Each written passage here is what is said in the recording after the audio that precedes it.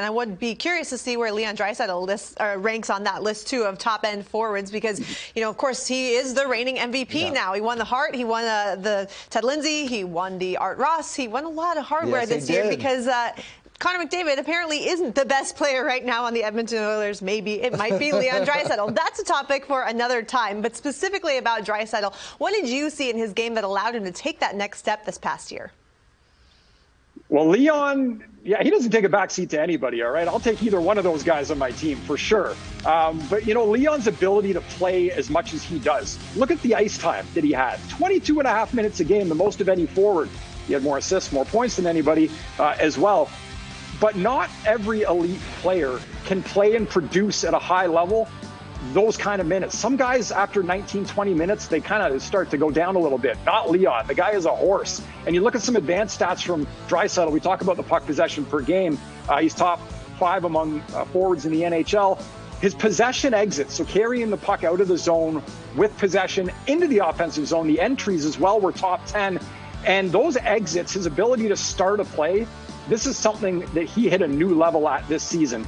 Just having the puck on his stick more. The slot pass completions also, #1 in the league. That drives assists.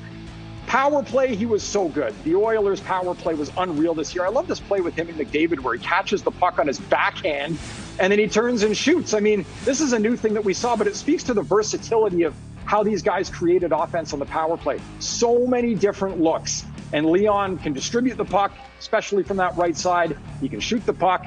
He can do it from all over the ice. But where we saw the big uptick in his points was looking at his power play production, his assists especially. That's what really went up this year. But I love the creativity on these plays where, again, you find these unique kind of setups. You can either shoot, pass off of it. EJ, man, that Oilers power play was something else this year. Historic, really.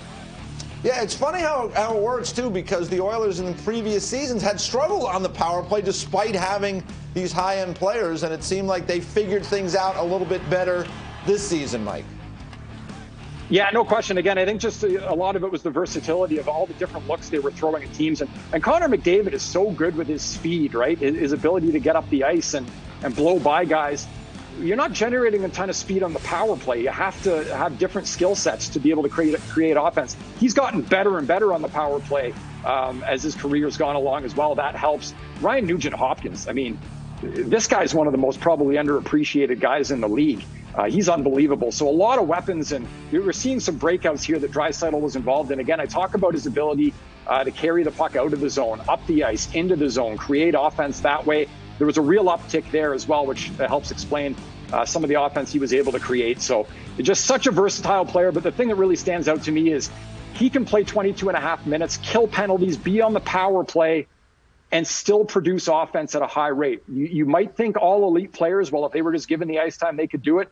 It's not the case. That's one of the things that separates him as an offensive player. Yeah, he played 11 fewer games than he did the previous season, and yet he had 5 more points. So won the Art Ross, the MVP. He's an elite player, no doubt about it.